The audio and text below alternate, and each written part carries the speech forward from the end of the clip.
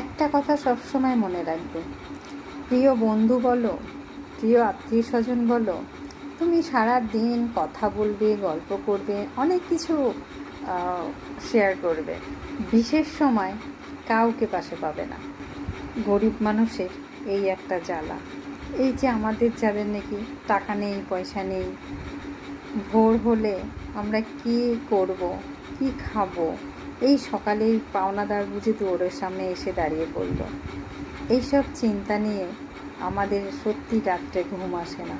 যাদের অনেক অনেক টাকা আছে তাদের এটা ভেবে ঘুম আসে না যে আমি এত টাকা কোথায় রাখবো, এই বুঝি আমার বিপদ এসে পড়লো, এই বুঝি আমার বাড়িতে ডাকাত এসে পড়লো। আর আমাদের ঘুম আসে না সকাল হলে আমরা কি খাবো, ছেলে মেয়ের মুখে কি তুলে দেব, এই সকালে পাওনাদার আসলে আমরা কি বলবো তাদেরকে, কি কি করব।